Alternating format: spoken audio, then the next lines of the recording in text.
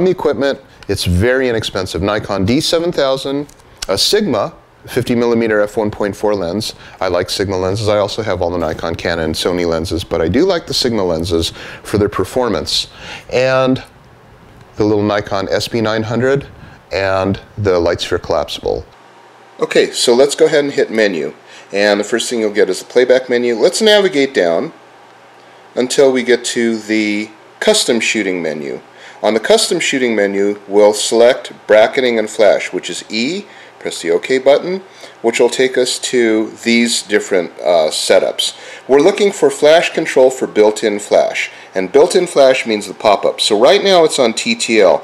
TTL meaning when you pop up the flash and take a picture, it will give you a through-the-lens exposure metering that should be correct. So let's go into it, and instead of having it on TTL, let's turn it into commander mode. Commander mode means that I'm going to use that pop-up flash not as a flash, but as a trigger, a master trigger to tell other people what to do. So in this, we've got a grid, and it says in commander mode, what do you want the TTL the built-in flash to do?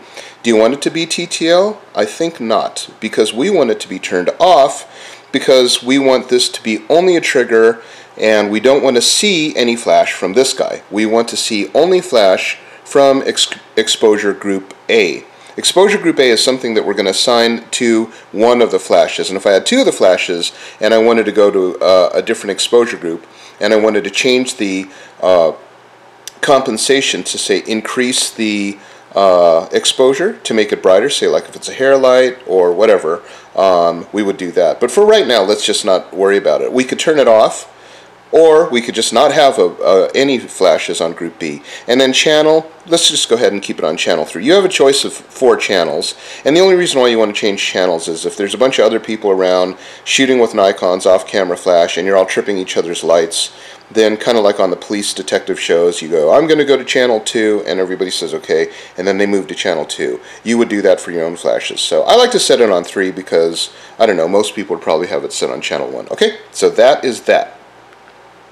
And let's go ahead and get out of this menu, and now let's go to the flash. There. Okay, so it's on remote right now, and you'll see it's on channel A, exposure group A. Remember exposure group A. On the other camera you probably should have written it down, and it's saying channel 3. So that's actually fine the way we have it. We want it on exposure group A, which we have it set at TTL, and then channel 3. Remember, channel 3, so we don't have any of the other people, interfering with our signal when we're doing our flash. That's basically it. Now you've got the camera completely synced to the flash for the flash to do remote. Let me turn this guy around so you can kind of see what happens on the front here. So on the front here, now you'll see a couple blinking lights, and this is a reminder that your flash is a slave. And it's also a nice reminder to show you that this area here has to be aiming toward your camera. If it's not aiming toward your camera, it's not going to see the flash that's coming out of your little pop-up flash. Okay, now that we're all set up, let me show you how to do the equipment. Okay, so now that you've got your flash set up, here's the issue. You've got basically a shoe that's going to go on a stand, and the stand typically doesn't have anything to mount the shoe on. So you have to get a couple of ways to adapt the pieces to fit. And this is a real simple way. In the box where you bought your flash, it basically came with a table stand. You probably thought, well, I'm never going to use that, so maybe you threw it away. I hope not, because it's really handy. It's handy for like doing things like bouncing gels off of walls and stuff like that. It's a floor stand, and it's kind of neat. Or you can use it as a display in your, I don't know, case where you show your photo equipment. It's kind of geeky, but whatever. Oh, the Lightsphere's still on. So now you've got this stand, and the stand has what's called a 1/4-20. Now the light stands here, sometimes they'll have a 1/4-20, but if you screw it straight in the 1/4-20 now, you can't do anything in terms of swivel or turning or whatever. So that's why you need to get yourself a roller ball. And I use this one. This is called a Joby, and the Joby's really cool. It's got a big rubbery knob, and I'm not sponsored by Joby in any way, but I really like it because you just kind of turn it slightly and it locks. Okay, so I'm going to unscrew it right now so that I can put the hot shoe, or the 1/4-20 adapter straight onto this, and once I get it tight, then you'll see what I mean by how nice it is to have the roller ball. So here's the roller ball, and again, so if I want to just make it hold like that, I just squeeze it tight and it sticks. So that's how to put it on a stand. You really just need the roller ball. You can put this roller ball on a tripod or on a stand. I like the stand right here. This is the Manfrotto. It's called the, it's pretty inexpensive, but it's called the 5001B.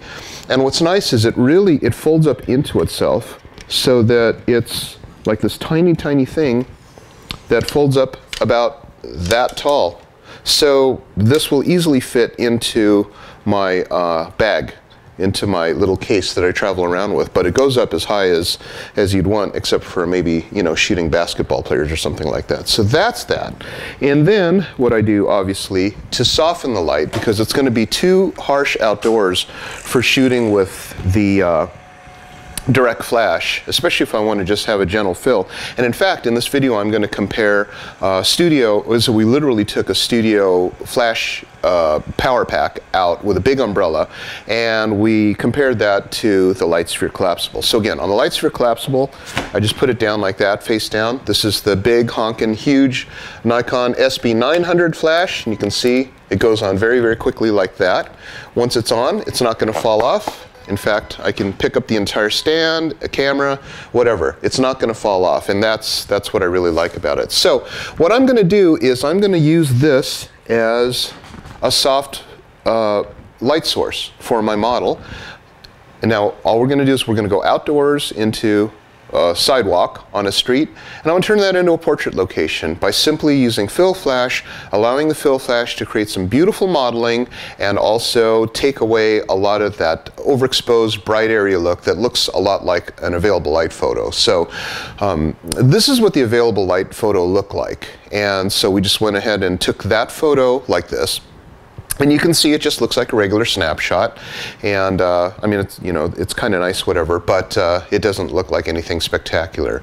Then we went and put it on the umbrella, and on the umbrella we literally had a studio power pack and like a $2,000 rechargeable battery. It wasn't mine, it was my friend Stephanie's. I borrowed it from her, and we put that on. Now a lot of times I see photographers outdoors shooting with these big studio packs, maybe 98-foot long electrical cord going all the way into the catering hall, things like that, to get, and then the wind blows the umbrella and it goes over. And to me, that I don't know, I giggle a little bit, and I'll tell you why. Because the quality of the light doesn't really change in situations like that. When you're further out, then of course you need a larger source of light to make it look softer. But when you're closer in, all you need is a diffuse source.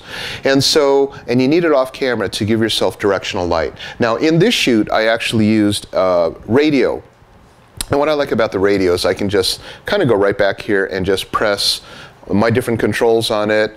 It's also radio so that it won't get lost, like I don't have to press this blinking, have this blinking center aimed right at my camera. But also I can just instantly turn it into high-speed sync. And under high-speed sync in these photos, I took it up to 1/8,000th of a second, shooting at f1.8. This is the look I like, that I can really get a lot of selective focus with a 50mm f1.4 lens, and then get a very, very beautiful fill light that comes in and it looks natural. So now we're going to go outside, and as you can see, I've just taken a photo of my model in open shade. And in open shade, I've got some, you know, soft, even lighting from the wall and the sidewalk and everything like that. So it's pleasant enough. But the background is completely overexposed, and all of the contrast areas are really starting to show. So motorcycles really starting to show, and everything like that. So now what we'll do is we'll go over and I'll show you the umbrella. What I've done is I've taken the umbrella from the photography studio that I'm at and plugged it into the wall, just took it right outside, and we've got a large umbrella and a studio lighting system. And so what we have here is what you would expect: big, broad lighting, fill, and a dark background.